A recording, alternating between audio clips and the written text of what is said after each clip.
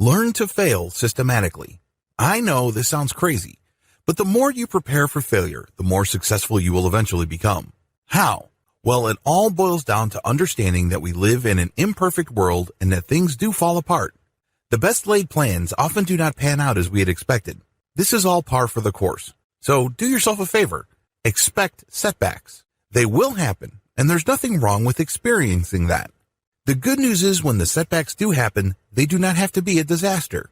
You don't have to backslide to where you started before you try to improve your discipline.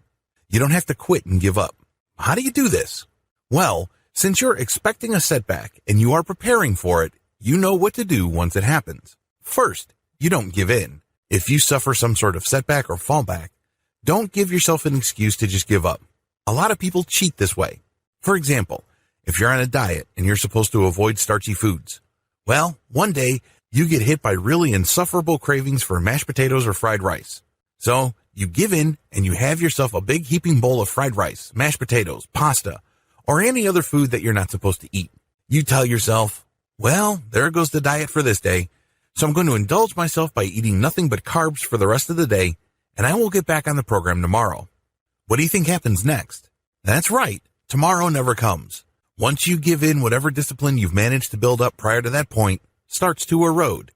Worst yet, it erodes very quickly. So, prepare for this and tell yourself it's okay to fall off the wagon.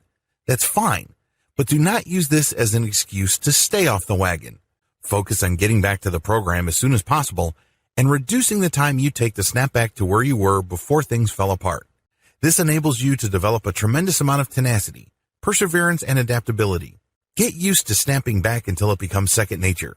This way, even if you get hit with a really strong temptation and you can't help but give in, the next thing you do is go back to where you were before.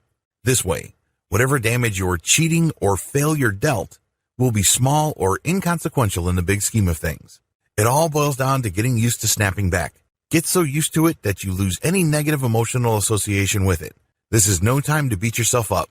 This is no time to play emotional games with yourself. Adopt these best practices and you will be able to handle setbacks like a disciplined pro. This has been Personal Development Paradises, having more discipline. We hope you are more conscious now.